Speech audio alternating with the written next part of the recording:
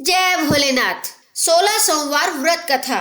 मृत्यु लोक में भ्रमण करने की इच्छा करके एक समय श्री भूतनाथ भगवान भोलेनाथ माता पार्वती के साथ मृत्यु लोक में पधारे। भ्रमण करते करते दोनों विदर्भ देशांतर्गत अमरावती नाम की अति रमणीक नगरी में पहुंचे। यह नगरी सब प्रकार के सुखों से परिपूर्ण थी।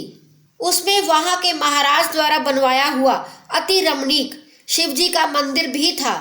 भगवान शंकर भगवती पार्वती के साथ उस मंदिर में निवास करने लगे। एक समय भगवान भोलेनाथ को प्रसन्न देख माता पार्वती ने चौसर खेलने की इच्छा व्यक्त की। शिवजी ने प्राण प्रिया की बात को मान लिया और चौसर खेलने लगे। उसी समय मंदिर का पुजारी मंदिर में पूजा करने आया।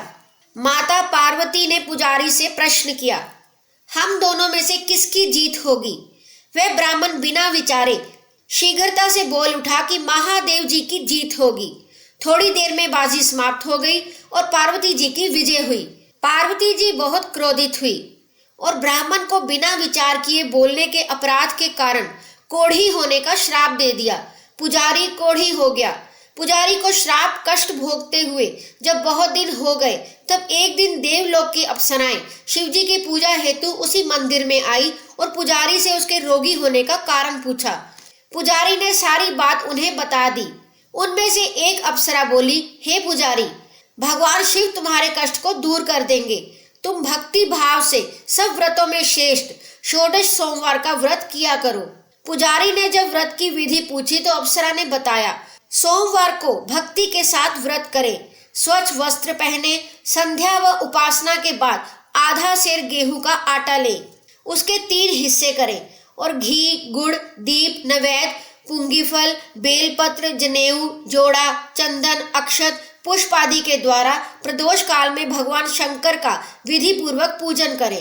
तत्पश्चात 3 हिस्सों में से एक शिवजी को अर्पण करें, बाकी 2 को शिवजी का प्रसाद समझकर उपस्थित जनों में बांट दें और आप भी प्रसाद पाएं।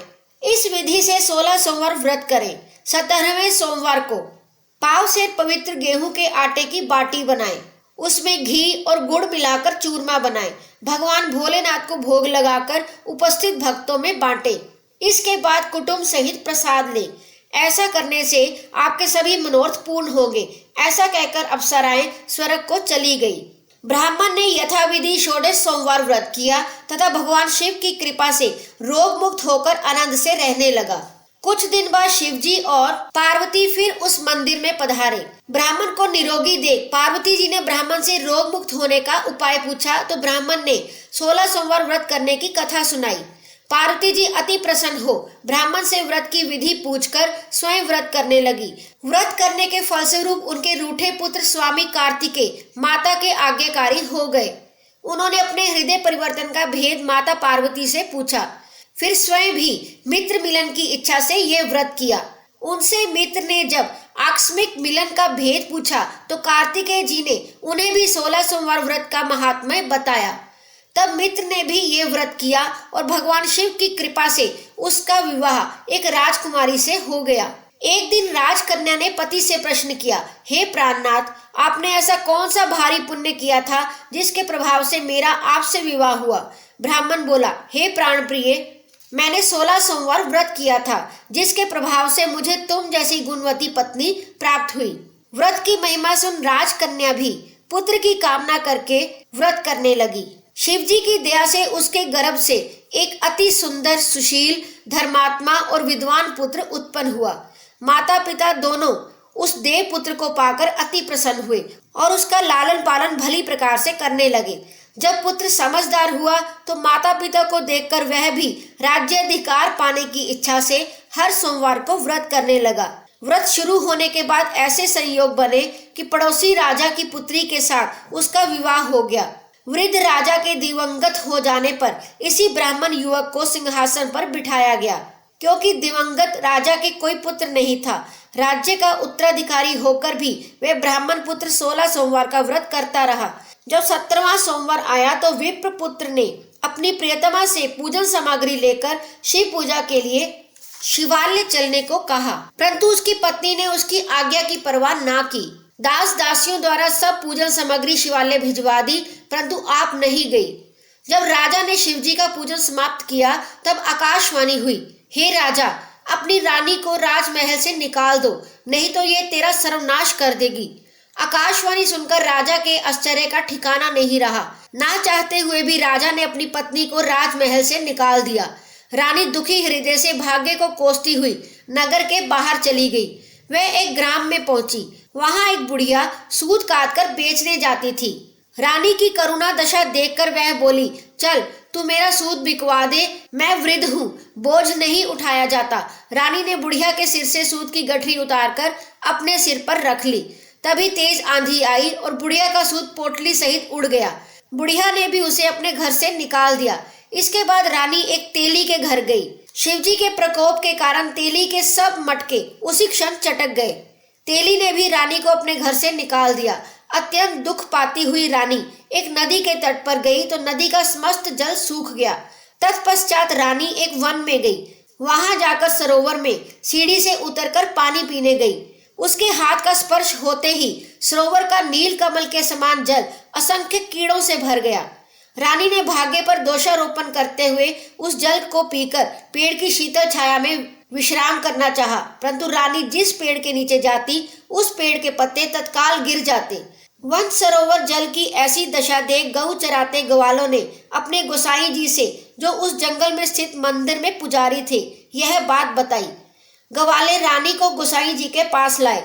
रानी की मुख कांति और शरीर शोभा देख गोसाई जी जान गए कि ये अवश्य ही कोई विधि की गति की मारी कुलीन स्त्री है। पुजारी ने रानी से पूछा, हे पुत्री, तुम्हारे ऊपर कौन से देवता का प्रकोप है जिससे तुम्हारी ऐसी दशा है?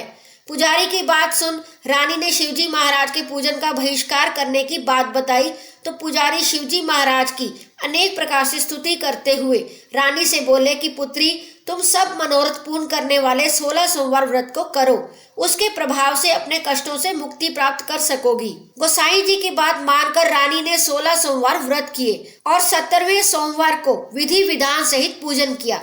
उस पूजन के प्रभाव से राजा के हृदय में विचार उत्पन्न हुआ, रानी को गए बहुत समय व्यतीत हो गया, ना जाने कहाँ कहाँ भटकती होगी, उसे ढूंढना चाहिए। यह सोच रानी को तलाश करने के लिए राजा ने चारों दिशाओं में दूत भेजे।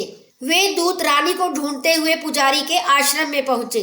वहां रानी को पाकर पुजारी से रानी को अपने साथ ले जाने का आग्रह करने लगे, परंतु पुजारी ने मना कर दिया।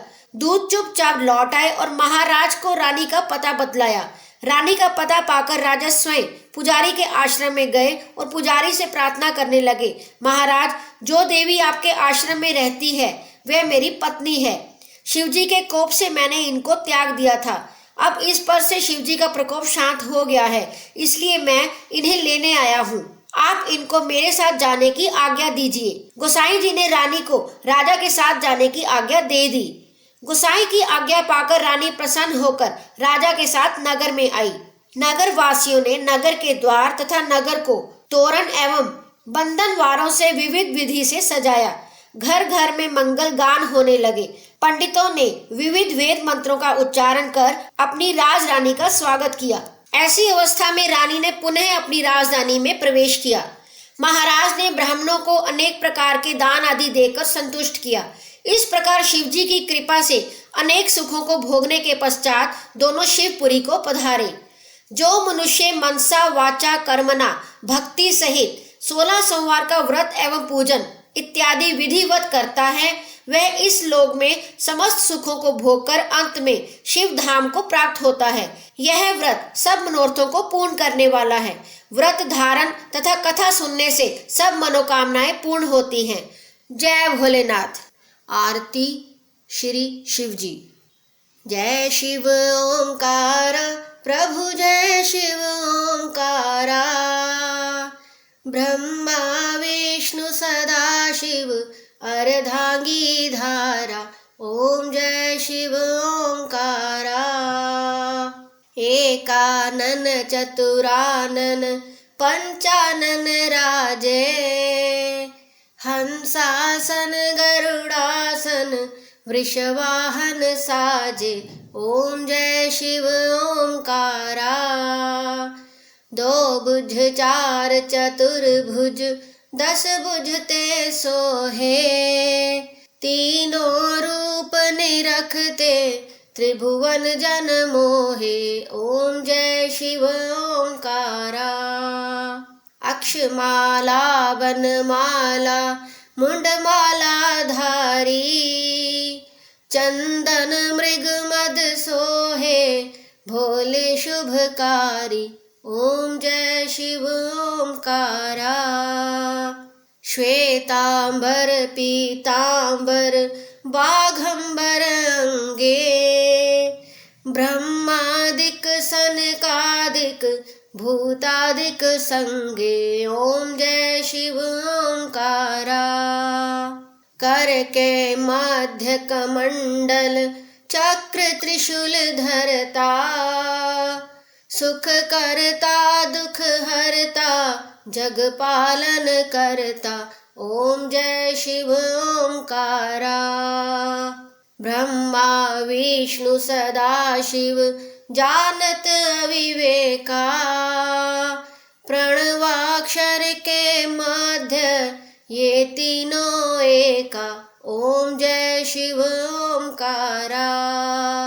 त्रिगुण स्वामी जी की आरती जो कोई नर गावे, कहत शिवानंद स्वामी सुख संपत्ति पावे।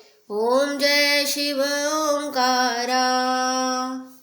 जय भोलेनाथ।